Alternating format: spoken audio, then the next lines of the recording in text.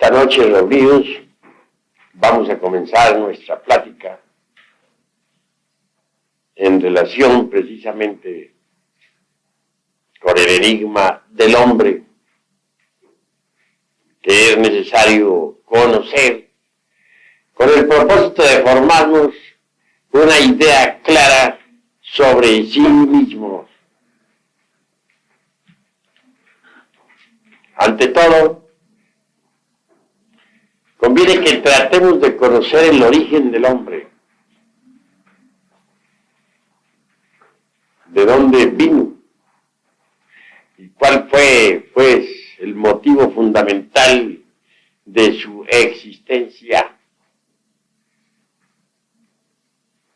Mucho es lo que se ha dicho sobre el hombre y es necesario entrar en un terreno más profundo. Actualmente vive sobre la faz de la Tierra una población de cerca de unos 4.500 millones de personas.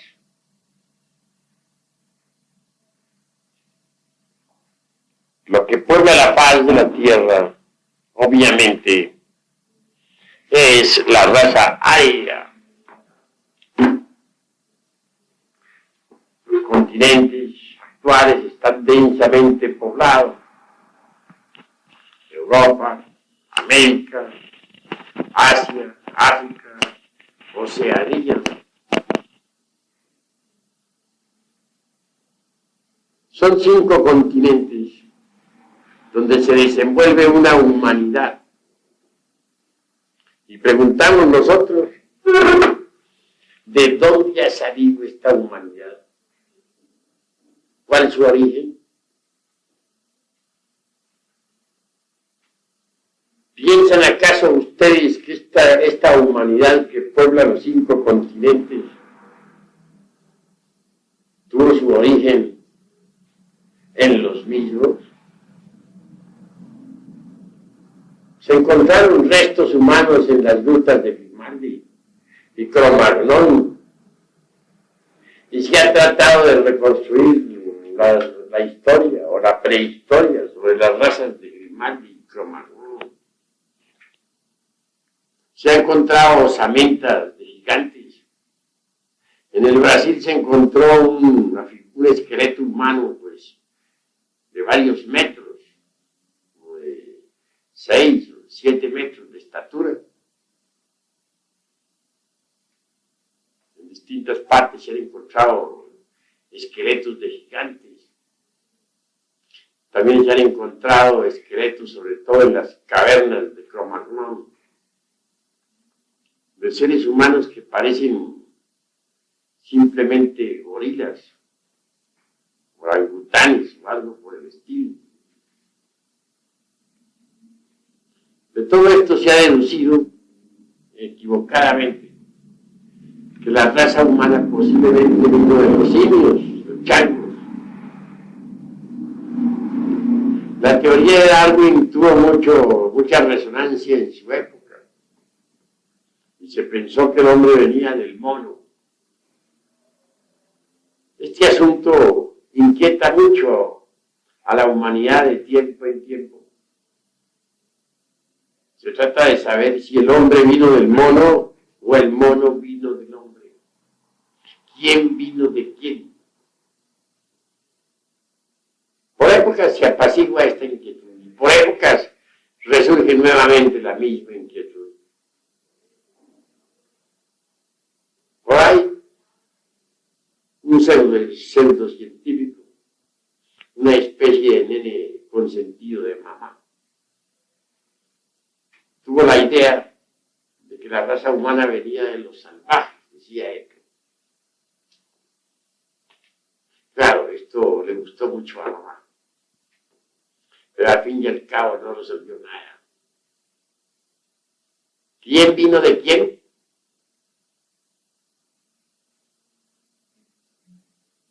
No pienso que toda esta población de los 4.500 millones que puebla el mundo actualmente haya venido de estos 5 continentes. No lo pienso porque resulta que el mundo ha cambiado su fisonomía varias veces. Antes de tener esta fisonomía que ustedes ven en el mapa o en cualquier hemisferio, tuvo otra fisonomía distinta. Hay mapas más antiguos. Pero existen mapas diferentes que se han encontrado en otros rincones del mundo, donde la fisonomía de la Tierra parece distinta. Así no ha tenido siempre los mismos continentes, ni ha tenido siempre la misma fisonomía. En otro tiempo tuvo otra fisonomía distinta. Lo que hoy son polos era Ecuador. Lo que hoy es Ecuador fue polos. Entonces los actuales continentes no existían, o existía parte de ellos, que surgía del fondo de los mares. Y había un continente densamente poblado, que estaba ubicado en el océano Atlántico.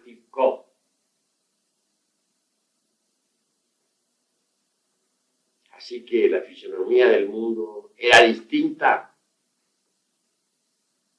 Entonces no creo en modo alguno que el origen de la raza humana esté en los actuales continentes.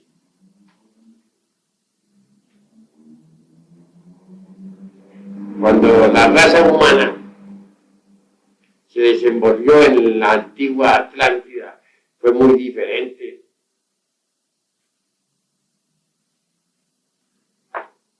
Los simios, especie de hombres simios encontrados en las grutas de Cromagnon y de Grimaldi, de otras cavernas, pertenecen más bien a descendientes involucionados o a degeneraciones de la raza de los Atlantes.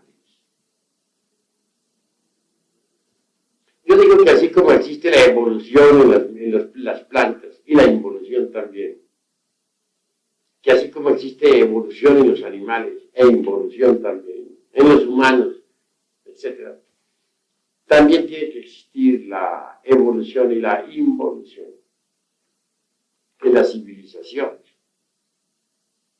Por ejemplo, cuando uno platica con ciertas tribus del mundo, situadas ya en el occidente o en el oriente, se da cuenta de que tienen tras de sí enormes civilizaciones. Conservan en su memoria leyendas que corresponden a sus antepasados desaparecidos de antiquísimas civilizaciones. Y hablan de tales antepasados con mucho éxtasis. Los mismos caníbales, que parecen tan primitivos, tras de sí tienen tradiciones enormes. Conservan tradiciones de épocas inmemorables, de enormidades, etcétera, etcétera, etcétera. Entonces no son primitivos, son sencillamente degenerados, involutivos. Ciertas tribus muy crueles, sanguinarias, salvajes, son involuciones o descendientes de antiguas civilizaciones. Es difícil encontrar hoy en día gentes verdaderamente primitivas. Es que las razas humanas evolucionan e involucionan.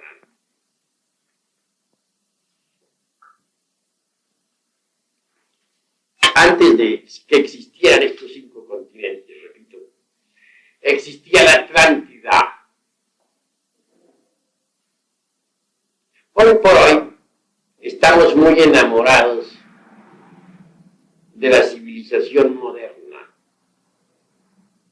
Nos maravillan sus cohetes atómicos que viajan rumbo a la Luna o a la esfera de Júpiter o al mundo Venus. Nos sorprenden los experimentos atómicos las investigaciones fisiológicas, el estudio sobre las células vivas, etc.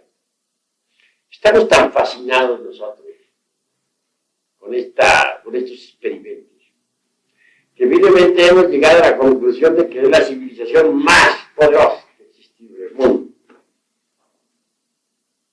Hemos caído en una especie de sistema geocéntrico. Digo así porque en otros tiempos saben ustedes muy bien que se creía que la Tierra, que todos los astros giraban alrededor de la Tierra, en la Edad Media. Pues nosotros hemos caído en una especie así como de geocentrismo, cuando pensamos que toda la historia del mundo tiene que girar alrededor de nuestra tan cacareada civilización.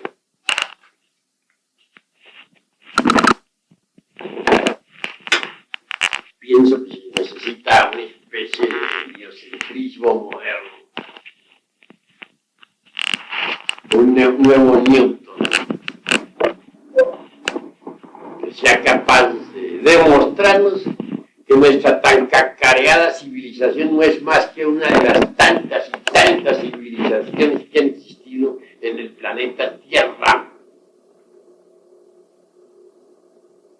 Un día llegará en que se podrá demostrar esto concretamente. Un día llegará en que se podrá demostrar esto concretamente. Hay sistemas, hay métodos por medio de los cuales uno puede evidenciar el hecho de que tras de la civilización nuestra, que parece que es tan relumbrona, existió otra civilización más poderosa que la nuestra. Bueno, quiero referirme ahora enfática a los famosos análisis akáshicos de la naturaleza, a la memoria de la naturaleza. Y es que la naturaleza tiene memoria. Los experimentos con el carbono 14, por ejemplo, nos han demostrado que la Luna es más antigua que la Tierra. Así también nosotros podemos demostrar que hay sistemas mediante los cuales es posible leer las memorias de la naturaleza. Los registros akáshicos son una realidad. Un día caerán en manos de los científicos. No lo niego. Nosotros, los gnósticos, tenemos procedimientos mediante los cuales podemos estudiar los registros akáshicos de la naturaleza. Quien quiera estudiar esos registros akáshicos tendrá que desarrollar en forma extraordinaria el loto de los 1000 pétalos. Está relacionado con la glándula pineal, chakra sahasrara, y los poderes latentes que se hallan en la glándula pituitaria, el loto de los 2 pétalos y de las 96 radiaciones. Este par de glandulitas son extraordinarias. Desarrolladas, nos dan acceso al ultra, a las extrapercepciones y también a los registros akáshicos de la naturaleza. Cuando uno estudia los registros akáshicos de la naturaleza, ve en ellos especie de películas vivientes, a modo de películas vivientes. Toda la historia de la Tierra y de sus razas. Los sabios que han podido estudiar los registros akáshicos saben que la Atlántida fue una realidad, que fue un enorme continente que se extendía desde el sur hacia el norte. Este gigantesco continente sirvió de escenario para la raza que nos precedió en el curso de la historia. Me refiero a la gran raza de los atlánticos. Una raza de gigantes. Por eso la leyenda de los siglos nos habla del gigante brigadeo, el de los 100 brazos. una raza de verdaderos cíclopes. Tal raza llegó a tener una civilización poderosa, millones de veces más poderosa que la nuestra. En materia de trasplantes, trasplantaban vísceras de toda especie, hígados, riñones, corazones, y lograron hasta el trasplante de cerebros. Eso fue formidable. En el campo de la física nuclear, consiguieron el alumbrado atómico en forma masiva. Todas las ciudades usaban el alumbrado atómico. Los campos estaban iluminados por energía nuclear. Las casas por energía atómica. Dentro del terreno de la mecánica, puedo asegurarles que sus automóviles no solo eran anfibios, sino que podían también volar por los aires. Y eran propulsados por energía nuclear. Extraían la energía no solamente del uranio y del radio, sino de muchos otros metales y de muchos granos vegetales también. Y les salía muy barato. En materia de navegación aérea, tuvieron naves más poderosas que los actuales. Verdaderos barcos voladores o buques volantes, propulsados por energía nuclear. Viajes a la Luna los hicieron mejores que los que están haciendo ahora tirios y troyanos. Tuvieron cohetes atómicos sorprendentes, con los que viajaban a la Luna. Y no solamente descendían en la Luna aquellos astronautas, descendían también en cualquier planeta del sistema solar.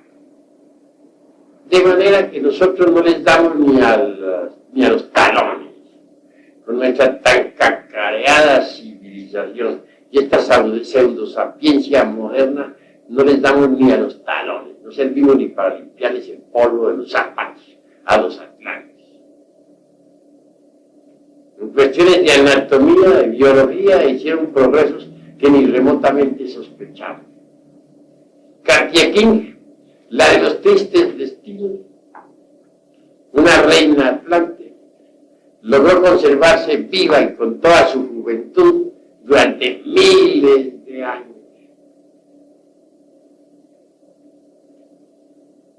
Desgraciadamente, y ahí como se inició la decadencia de la civilización atlante, ella estableció una antropofagia solar digna de lamentarse.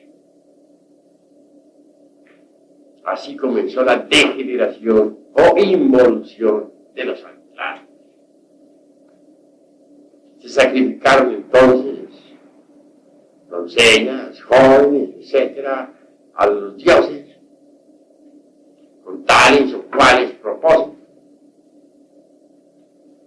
Luego esos cadáveres, cualquier cadáver sacrificado, joven, era llevado al laboratorio. De allí se le extraían determinadas glándulas que necesitaba la famosa Quetzalbel, la de los tristes destinos. Y esas glándulas servían para reemplazar glándulas gastadas de Quetzalbel. Pero no solamente se extraía de los cadáveres simplemente las glándulas físicas. No. Hoy los famosos científicos modernos que están tan degenerados ya no saben manejar los principios de la vida. Sabios atlantes sí sabían manejar los principios vitales contenidos en las glándulas endócrinas. No ignoraban los sabios atlantes que las vibraciones del éter, o mejor dijéramos los tarmas, entran en las glándulas endócrinas o pequeños microlaboratorios que producen hormonas y jamás vuelven a salir de allí porque se transforman en hormonas. Eso no lo ignoraban jamás los sabios atlantes. sabían manejar esos talpas o vibraciones del éter universal. Cuando hacían un trasplante de glándulas a Quetabel, lo hacían conjuntamente con el manejo de los talpas. Manipulaban las vibraciones del éter o principios de la vida. De manera que esos científicos eran inmensamente superiores a los endocrinólogos modernos, que nada saben de estas cosas, que ignoran hasta la existencia de los talpas, pues nunca se han tomado la molestia de estudiar a Rama Prasad o al doctor Trujillo. Fueron enormemente aventajados los atlantes. Existía una ciudad, una universidad, Atlante, maravillosa. Quiero referirme en forma enfática a la sociedad acaldana, una verdadera universidad de sabios. Estos estudiaron la ley del eterno Heptaparapachino, la ley del 7, a la maravilla. Aprendieron a concentrar los rayos solares para hacerlos penetrar en determinadas cámaras. Sabían transformar los 7 colores del prisma solar, es decir, sacaban la positiva o diapositiva de los rayos del prisma solar. Una cosa es ver los 7 colores prismáticos y otra cosa es transformarlos de forma positiva, sacarle la positiva. Los científicos modernos han estudiado los 7 colores fundamentales del espectro solar, pero no les han sacado la diapositiva a esos 7 colores. Los sabios atlantes sabían sacarle la positiva real a los 7 colores del prisma solar. Y con esa positiva de los 7 colores realizaban verdaderos prodigios. Recuerdo al efecto el caso de 2 sabios chinos que hicieron experimentos también al estilo de Atlante con los 7 colores del espectro solar. Sacando la positiva, por ejemplo, de los 7 colores, pusieron, por ejemplo, opio ante un rayo coloreado. Entonces, pues bien vieron cómo el opio se transformaba en otra sustancia. Pusieron un pedazo de bambú humedecido en determinada sustancia ante un color azul, por ejemplo, positivo, no negativo, del espectro. Y se vio cómo ese bambú se teñía firmemente con el azul. Se hizo pasar, por ejemplo, el sonido, tales notas, por ejemplo, la nota do, re o mi, en combinación con determinado color. Y se vio cómo la nota alteraba el color, le daba el color, otro color completamente diferente. Se usaron los 7 rayos en su forma positiva para realizar prodigios en el continente Atlante. Se estudió a fondo la ley del eterno Heptaparapachino. Sabio, que usaba leche de cabra mezclada con resina de pino sobre una placa de mármol. Vio cómo al descomponerse aquella leche, la resina, formaba 7 capas distintas. Le indujo en la Atlántida a estudiar la ley del eterno Heptaparapachino, la ley del 7.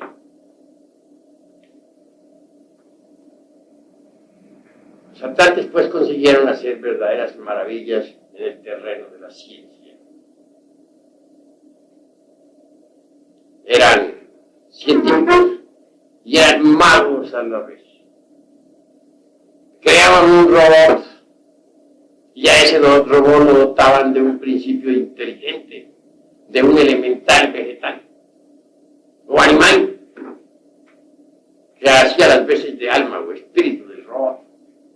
De verdad que aquellos robots se convirtieron en verdaderas criaturas vivientes que servían a sus amos, a sus señores.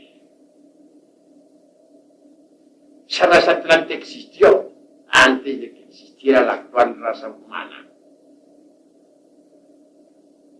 Tuvieron enormes ciudades. Desgraciadamente degeneraron, como dije, crearon la bomba atómica y aún armas más mortíferas. Y en la guerra se devastaron ciudades enteras. Múltiples ciudades se convirtieron en un holocausto o en holocaustos atómicos. Si creemos ser nosotros los sabios más grandes del universo, estamos equivocados. Porque tras de nosotros existió una raza más poderosa, más civilizada, más culta. En verdad que nosotros junto a ellos no somos sino bárbaros, incivilizados e incultos.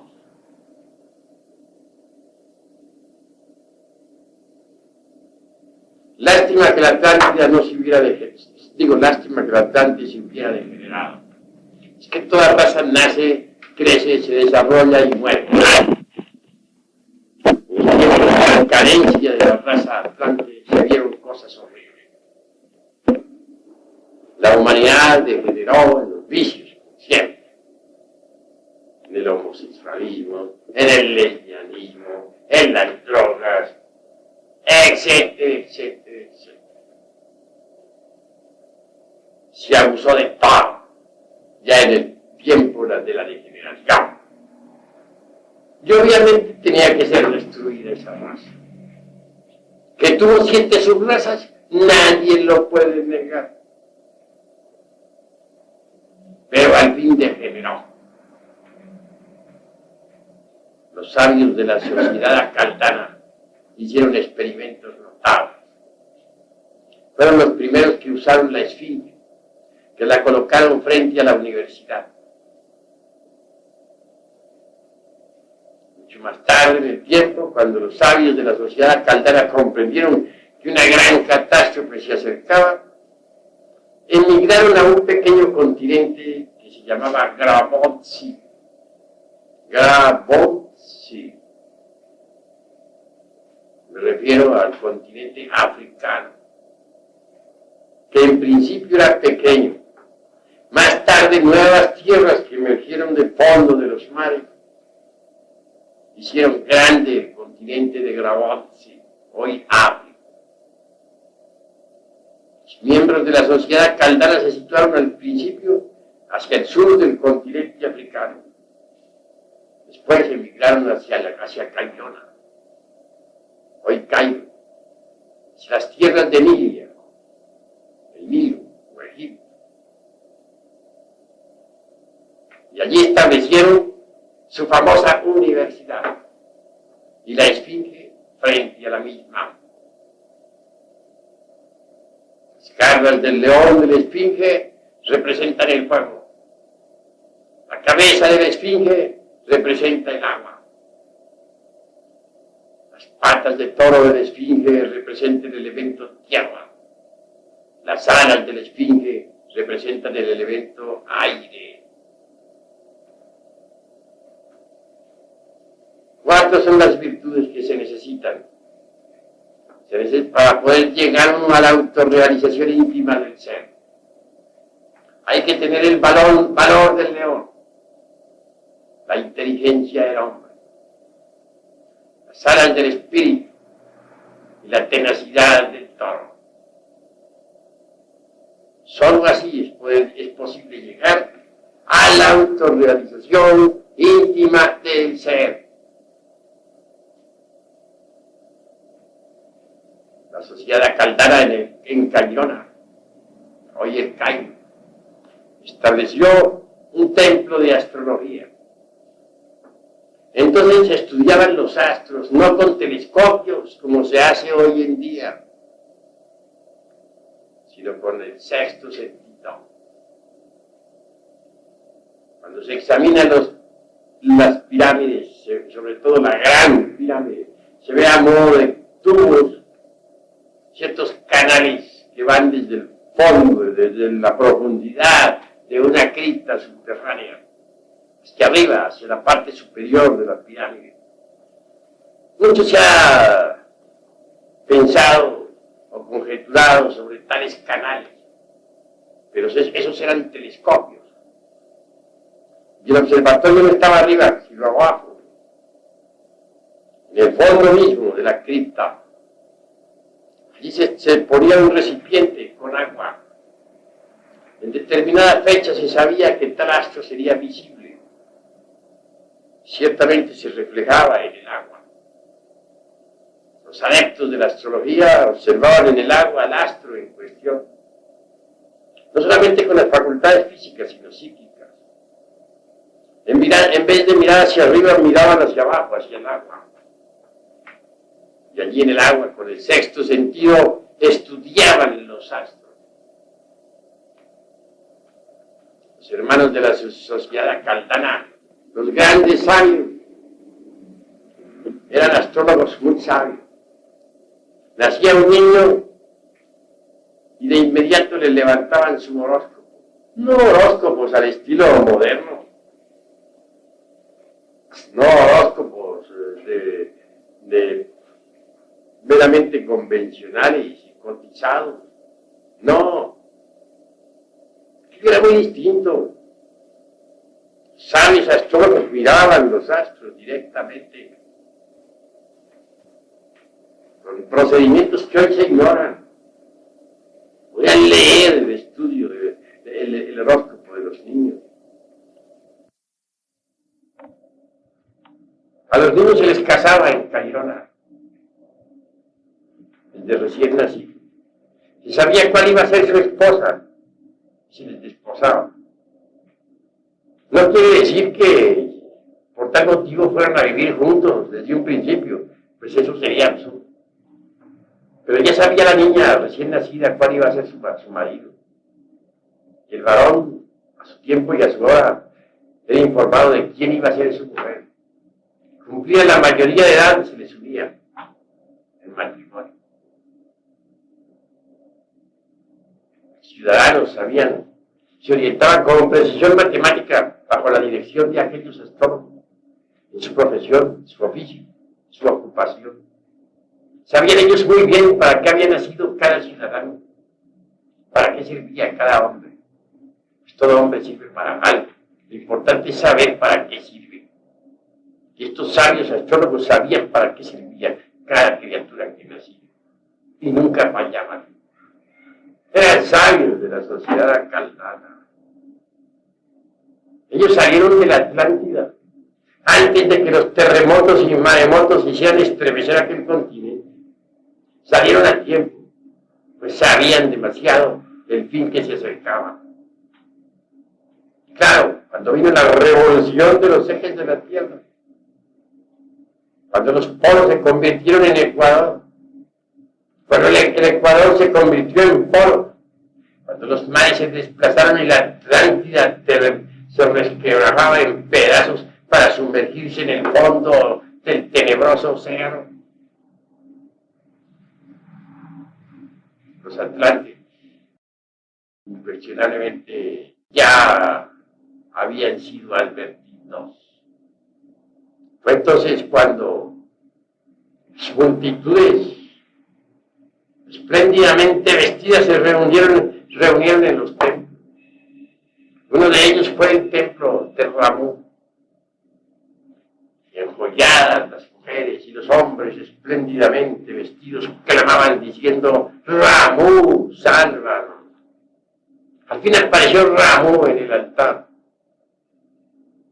Las multitudes lloraban pidiéndole, sálvanos. Ramu les contestó: vosotros pereceréis, con vuestras mujeres y con vuestros hijos, con vuestros bienes y con vuestros esclavos. Ya os lo había advertido.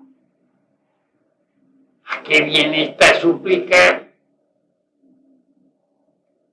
Y así como todos ustedes muy oiga, así también vendrá una nueva civilización que se levantará en tierras nuevas, refiriéndose a nuestra raza aria. Y si ellos proceden como nosotros, como ustedes han procedido, perecerán también. Es necesario saber que es más indispensable dar que recibir. Y saber dar que se recibe. ¿Verdad? De nada sirvieron las palabras de Rama. Cuentan que el humo y las llamas ahogaron sus últimas palabras.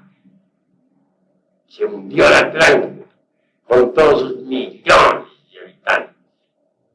Hoy yacen palacios enteros allá en el fondo del océano. Sirven de habitáculo a las focas y a los peces. Ciudades enteras se hallan sumergidas en el fondo del océano Atlántico. Pero es que ese gigantesco continente, más grande que toda América junta, desde el Canadá hasta la California, hasta la Argentina, Chile.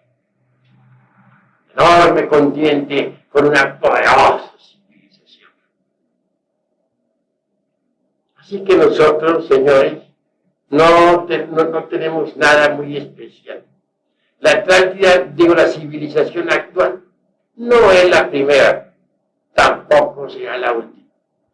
Ni es la más elevada, ni es la más grandiosa. Hasta ahora ha sido la más pobre, la más degenerada. ¿Tenemos acaso nosotros actualmente, o hemos nosotros actualmente conquistado el espacio? Ya somos capaces de viajar en cohetes atómicos a Marte, a Mercurio, a Venus. Este proyecto, sí, pueden haber lindos proyectos, pero actualmente ya lo hacemos. En materia de trasplantes, ya se trasplantan cerebros. Ya somos capaces de crear robots dotados de principios inteligentes. Nada de eso. Entonces no tenemos por qué tener la presunción de ser los más poderosos. Y esta nuestra tan cacareada civilización moderna perecerá. Y de toda esta perversa civilización de víboras no quedará piedra sobre piedra. Babilonia la Grande, la madre de todas las fornicaciones y abominaciones de la tierra, será destruida antes de muy poco tiempo. Nos sentimos muy grandes con nuestros aviones, personas. Somos los amos de la creación. Pero antes de poco no quedará nada, absolutamente nada, de esta perversa civilización de víboras. Así que antes de que existiera esta raza que puebla los 5 continentes, existió la raza Atlante. Descendientes de Atlántida están los mayas, por ejemplo. Los mayas emigraron ya hacia el Tíbet, ya hacia Egipto, ya hacia Centroamérica. Parece increíble, pero en el Tíbet todavía se habla maya. Y el lenguaje maya es un lenguaje sagrado, ritual del Tíbet. Recordemos que el Naga maya es muy similar. Jesús de Nazaret aprendió maya en el Tíbet. Aquella frase de Jesús, Eli, Eli, lama sabachthani, Señor, Señor. Dicen algunos, ¿cómo me habéis glorificado? Otros dicen, Señor, Señor, ¿por qué me habéis abandonado? Pero tal frase no es hebrea. Por eso cuando los judíos escucharon que Cristo decía, Eli, Eli, lama sabachthani, se dijeron a sí mismo, pero llama Elías. ¿Qué lenguaje es este? No entendieron. Creyeron que llamaba a Elías para que viniera a salvarle. Sin embargo, cualquier indito de Yucatán o de Guatemala les traduce a usted la palabra, la frase Eli lama sabachthani, porque resulta que es maya, no es hebrea, por eso no la entendieron los judíos. Y significa, de acuerdo con los mayas y la traducción que ellos les dan, significa: me oculto en la prealba de tu presencia. Es una frase ritual maya. Los turarios también fueron sobrevivientes de Atlántida, desdichadamente dedicados a la mágica negra. Lograron llegar hasta el Tíbet, también para colmo de los colmos, como los descendientes, como los escogidos arios, y emigraron hacia la Persia antigua. La gran ley al fin pudo vencerlos y fueron destruidos. Los pieles rojas son descendientes de la Atlántida. Nuestros antepasados antiguos, náhuatl, zapotecas, toltecas, etc., vinieron originalmente de la Atlántida. Casi todas las tribus de América descienden de Atlántida. Así que, a medida que uno avanza en estos estudios, se da cuenta de que la raza actual no tuvo su origen, como suponen muchos, en los mismos continentes que habitamos. La raza actual viene de otra raza, viene de la Atlántida. No viene de los simios, de los orangutanes, de los changos, como supone neciamente Mr. Darwin y sus secuaces. Desciende, repito, del tronco atlante. Y eso está demostrado. Pero los atlantes, con toda su poderosa civilización, a su vez no descienden del continente atlante. Atlántida, con toda su civilización, fue grandiosa, pero los atlantes no descienden de Atlántida. Descienden de Lemuria. La Lemuria fue un continente aún más antiguo que el continente atlante. Los lemures habitaron en el océano, en un continente que existió en el océano Pacífico. Trátase de un gigantesco continente que se extendía en aquel mar enfurecido. Un enorme continente que cubría casi todo el área del Pacífico. Más grande que la Atlántida, más grande que la Europa, más grande que el Asia. La civilización lemur obviamente también fue poderosa. Los lemures fueron una raza de gigantes cíclopes. Normalmente podrían tener estaturas de 4, 5 y 6 metros. Eran gigantes. Era la raza de los gigantes.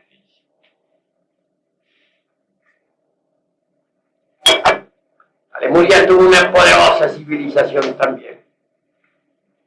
Enorme, formidable.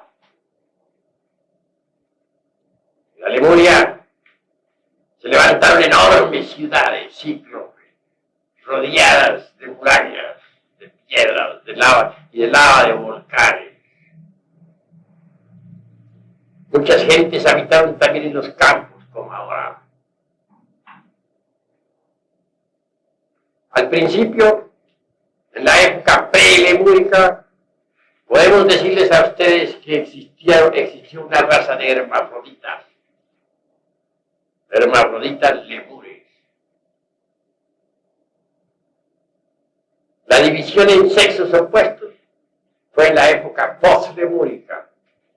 Así podemos dividir la Lemuria en dos mitades, o la raza lemúrica en dos tiempos.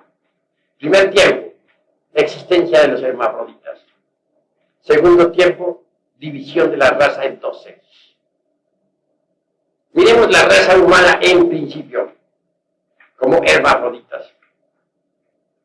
No existían los sexos separados. La raza era hermafrodita. Entonces, cada individuo sagrado, lemur, tenía los órganos sexuales masculino y femenino totalmente desarrollados. Se reproducían mediante el sistema de gemación. Aquel hermafrodita eliminaba de sus ovarios, naturalmente, mediante el menstruo, en determinado tiempo, un óvulo o huevo perfectamente desarrollado, del tamaño que puede ser el de un ave, con su envoltura calcárea completa. Ese huevo, colocado en un ambiente especial, dentro de su interior gestaba una nueva criatura. Y al fin, cuando esa criatura salía del cascarón, se alimentaba de los pechos del padre madre. Normalmente. Así se reproducían los lemures. El acto sexual no existía, porque cada subindividuo era completo por sí mismo. Su reproducción era mediante el sistema de gemación. Más sucedió que cuando llegó la época post-lemúrica, se vio claramente que algunos niños nacían con un órgano sexual más acentuado que otro. Algunos nacían con el órgano masculino más desarrollado que el femenino, o viceversa. Y tal proceso se fue haciendo cada vez más notorio hasta que al fin sucedió que nacieron niños unisexuales, varones o hembras. Pero este proceso de división en sexos opuestos se realizó a través de varios millares, quizás 1 millón de años. No fue de la noche a la mañana. Por eso se dice que Eva fue sacada de la costilla de Adán. Es un símbolo para representar la división en sexos opuestos. Cuando ya vino la división total en sexos opuestos, entonces se necesitó de la cooperación para crear. El menstruo siguió existiendo en la mitad femenina, en el elemento femenino. Pero ya ese óvulo nacía infecundo, o venía infecundo. Se necesitaba la cooperación con el sexo masculino para que el óvulo fuera fecundado y así poder reproducir la especie. Los Elohim creadores, los Kummaras, reunían a las gentes para la reproducción en determinadas épocas del año. Era de admirarse cómo esas razas, esas tribus, viajaban de uno a otro lugar para ir a asistir en determinadas fechas a los templos donde debían reproducirse. El acto sexual jamás se realizaba fuera del templo. Ese sacramento solamente se realizaba en el templo. Era un sacramento del templo. Las parejas, hombre y mujer, los patios empedrados de los templos, se unían sexualmente para crear, bajo la dirección de los Kummaras. La humanidad gozaba de las facultades espirituales. Podía percibir perfectamente todas las maravillas de la naturaleza y del cosmos. Su capacidad de visión le permitía ver la mitad de un Holtapannas, es decir, la mitad de las tonalidades del color universal. Bien sabemos nosotros que un Holtapannas consta de 5,5 millones de tonalidades del color. El oído era penetrante como para poder captar las sinfonías del universo. El olfato era tan agudo que podía perfectamente sobrepasar al de los perros hoy en día.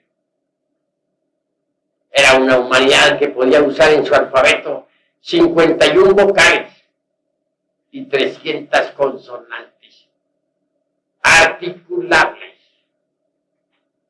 No había degenerado, pues, el poder del verbo, de la palabra. Se hablaba en el lenguaje universal. Y tenía poderes sobre el fuego, sobre el aire, sobre las aguas, sobre la tierra. Era una humanidad superior, millones de veces superior a la nuestra. Construyó poderosa civilización.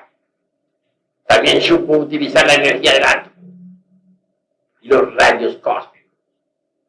Tuvo naves con las que viajó a través del espacio infinito. Naves maravillosas. Cualquier ser humano en la Lemuria podía vivir 1000 años, unos 12 a 15 siglos. Es decir, algo más de 1000 años. Era una raza fuerte, vigorosa. Podía perfectamente agarrar una enorme piedra y lanzarla con gran fuerza y alero. Una piedra que hoy necesitaríamos nosotros para moverla. Una poderosa grúa. Quizás ni con la grúa lo hicieron. Así que los lemures fueron una raza vigorosa, muy fuerte. Sin embargo, el origen de la raza de los lemures tampoco estuvo en el Pacífico, como se cree.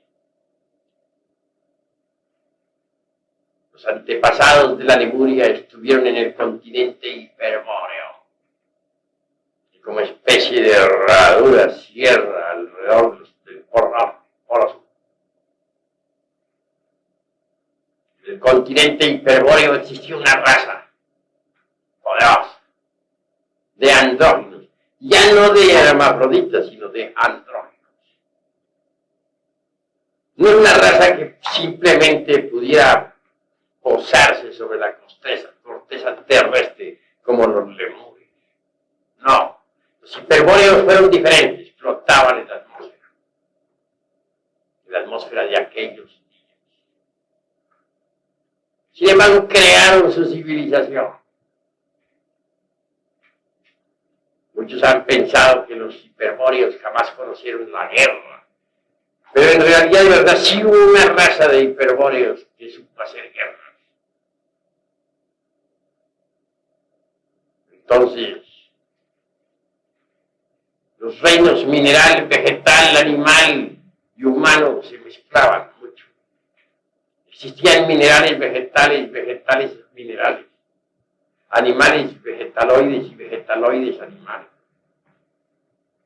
En cuanto a los seres humanos, eran completamente andrógenos. Podían alargar sus cuerpos a voluntad hasta tomar enormes estaturas o disminuirlas hasta el estado del punto matemático. Se reproducían como se reproducen los corales. Así se reproducían. Es decir, por brotación. Bien sabemos que hay plantas que pueden reproducirse por simple brotación, que siembra un retoño y crece y se desarrolla. Así también de aquellos cuerpos podían hacer algún brote y luego se desprendía y daba origen a una nueva criatura que se alimentara del padre-madre. Una raza muy guerrera, de hombres altos y delgados, protegidos con grandes escudos y empuñando lanzas. Lanzaban armas, usaban armas desconocidas, peleaban contra otras tribus. Los hiperbóreos vivieron en una época muy distinta de la historia del mundo. Poseían la visión espiritual totalmente desarrollada, es decir, tenían la glándula pineal sobresaliente que les permitía ver el ultra de todas las cosas. Si pensamos en que una planta es el cuerpo físico de un elemental, entonces cada planta tiene alma, y el alma de cada planta es un elemental vegetal. Los hiperbóreos, cuando miraban un bosque, no lo veían como lo vemos nosotros hoy en día, como un conjunto de árboles o algo por el estilo, porque para ellos ese bosque era un bosque de gigantes con enormes manos que, como las de Briareo, el de los 100 brazos, claro, se movían a derecha e izquierda. El bosque no era algo silencioso, sino que se escuchaba por aquí, por allá y acullá las voces de los colosos gigantes. Es decir, las voces de los elementales de los árboles gigantescos. Es otro modo de ver las cosas, no como las vemos ahora con esta vista degenerada, con esta vista miserable que poseemos, que solamente ve la cosa física. Era otra vista, era la vista que nos permitía ver las dimensiones superiores de la naturaleza y del cosmos. Era una vista diferente, penetrante, omnisciente. Veíamos la Tierra como era y no como aparentemente es, no como la estamos viendo ahora. Había conocimientos y sabiduría superiores a los que ahora poseemos. Todo lo que sabemos nosotros ahora nos sirve más que para estructurar un poco el intelecto. Y eso es todo. Los hiperbóreos eran más sabios.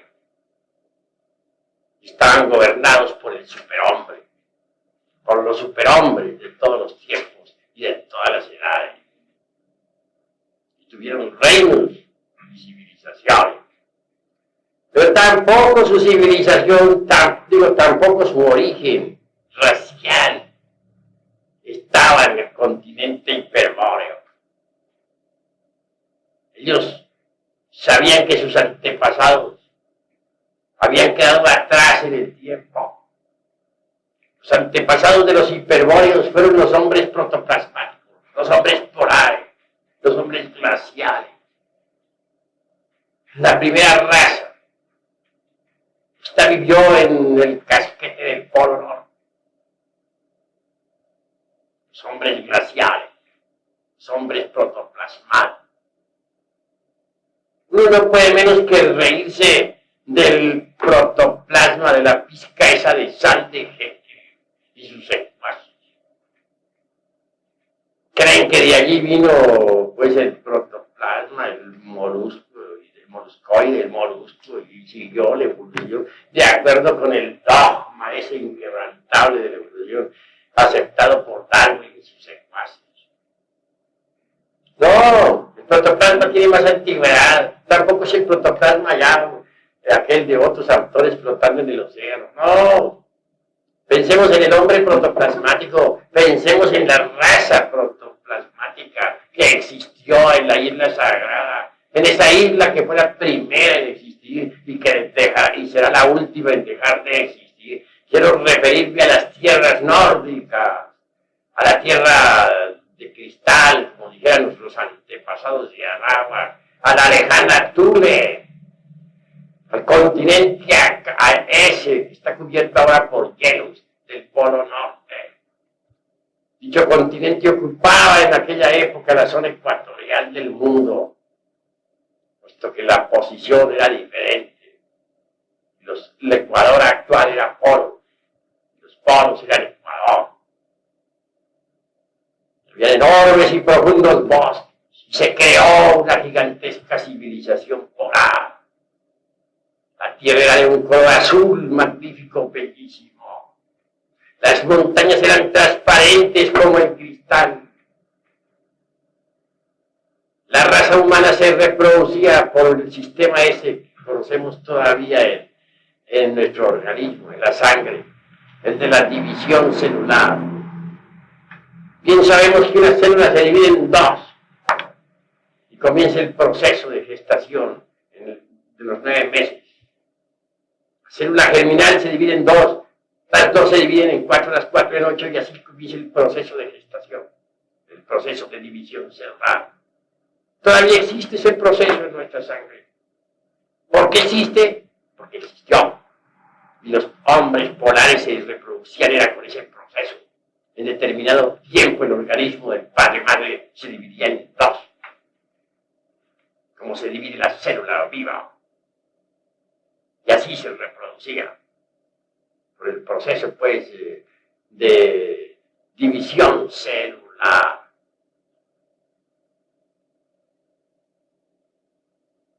Cuando nacía una criatura se festejaba aquello con gran acontecimiento.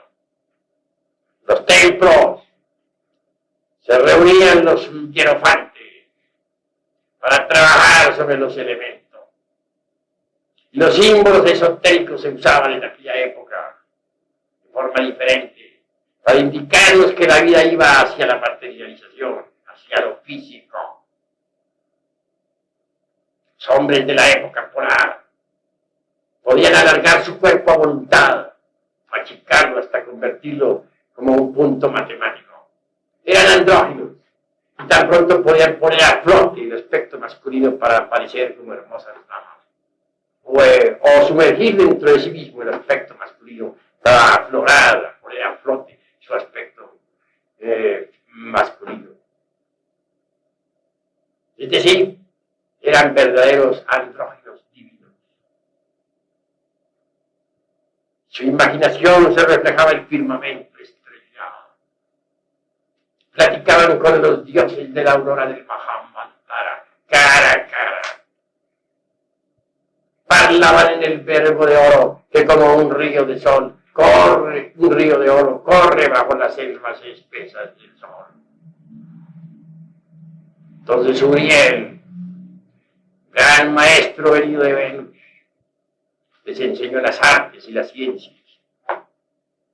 Uriel dejó un libro escrito con runas, libro que estudiaron entonces los hombres de la época polar, o de la época primaria, si se les quiere llamar, la raza protoplasmática. Todo esto está escrito en los registros akáshicos de la naturaleza. Si ustedes desarrollan la epífisis y la hipófisis, con ese par de glándulas debidamente concentrados, podrán revisar todos estos escritos, podrán verificar por sí mismos lo que actualmente estoy diciendo.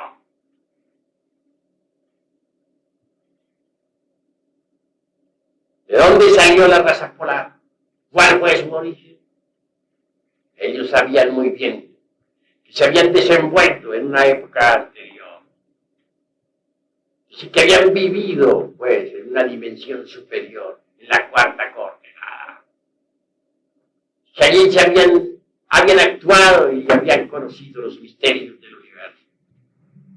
Y los hombres de la cuarta coordenada no ignoraban que habían venido de la quinta. Y los hombres de la quinta coordenada no ignoraban que habían venido de la sexta coordenada. Y los hombres de la sexta dimensión no ignoraban que habían venido de la séptima. Y los hombres de la séptima dimensión no ignoraron jamás que se habían desarrollado desde el germen original primitivo. De manera que el germen elemental, el atómico primitivo de la raza humana existía antes de que existiera el universo. Existía el caos. Todos los gérmenes de la raza humana, de la raza de los elementos vegetales o de las razas animales, estaban entre el caos. Antes de que existiera el universo, esos gérmenes dormían en el caos.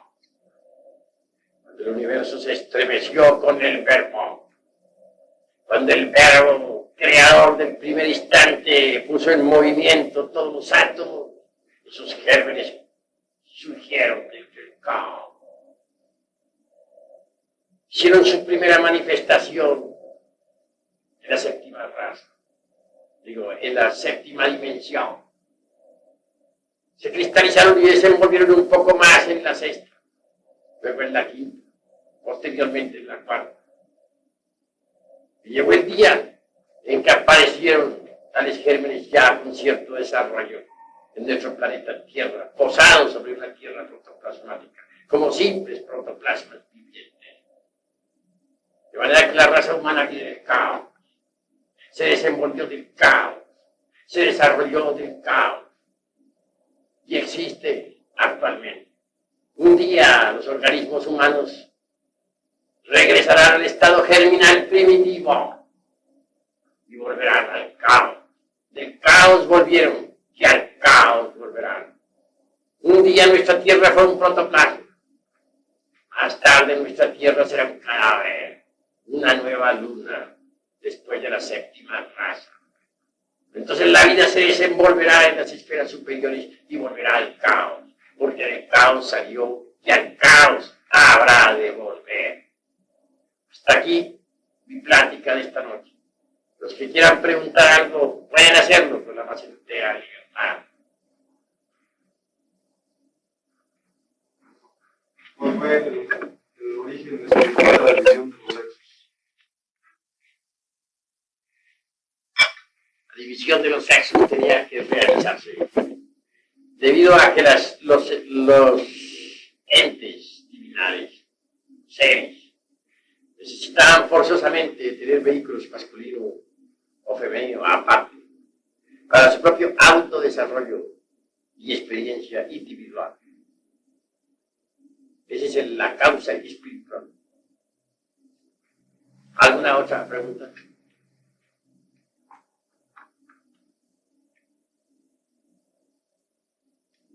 Todos pueden preguntar con la más entera libertad.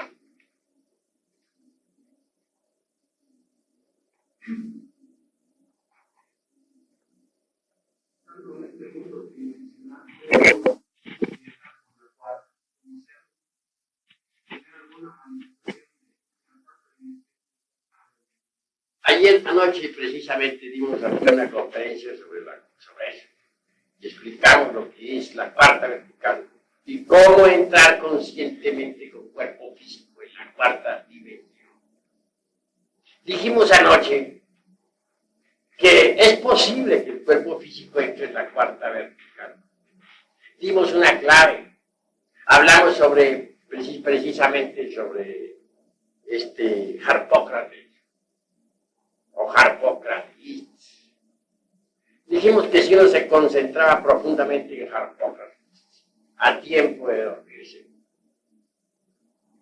Dijimos que si uno imaginaba un huevo de color azul, y que si con su imaginación se sentía como un pichón dentro de ese huevo imaginado.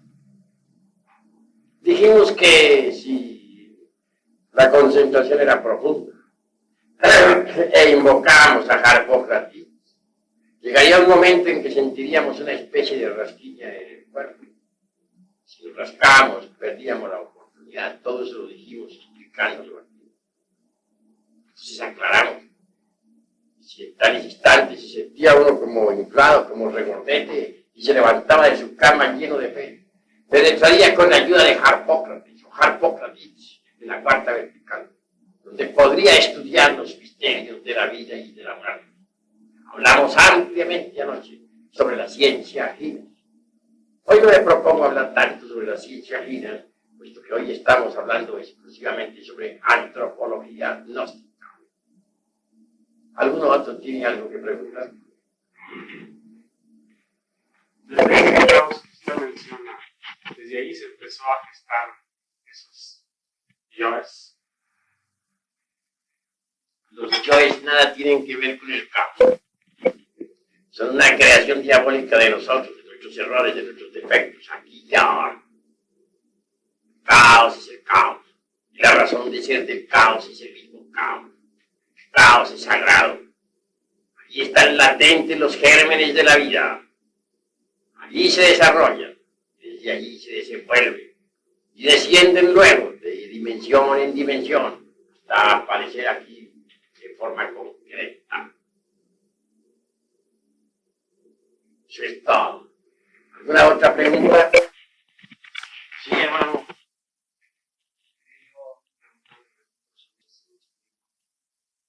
Yo escribí alguna vez un mensaje en Navidad, ¿te recuerdas cuál es? ¿Cómo?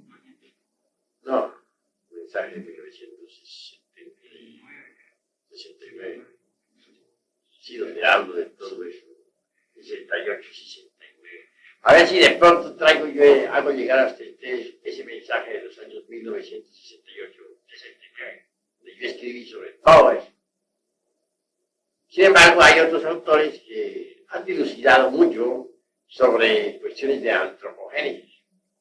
Muy especialmente puedo recomendarles el segundo volumen de la doctrina secreta, titulado Antropogénesis, cuya autora es la maestra Elena Petronila Blavatsky.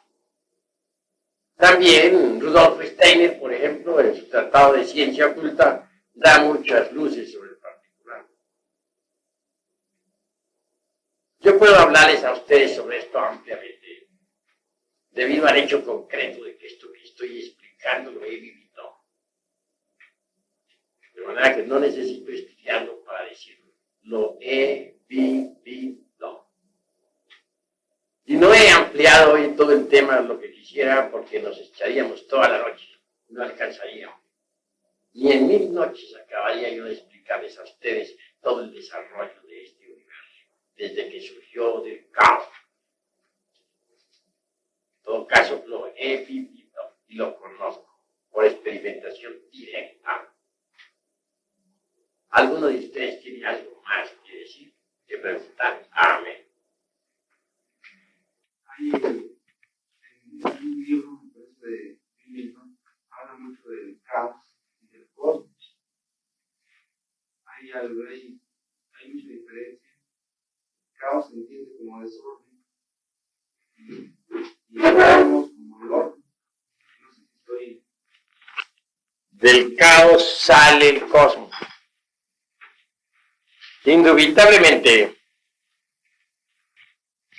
mediante la ley del 3, es decir, mediante el santo Triamatzikamno, es posible realizar creaciones de unidades nuevas. Cuando las fuerzas positiva, negativa y neutra inciden todas en un punto dado, se realiza una creación. No sería posible la creación de cualquier unidad cósmica nueva sin la conjunción de esas tres fuerzas que forman en sí mismas el santo Triamatzikamno.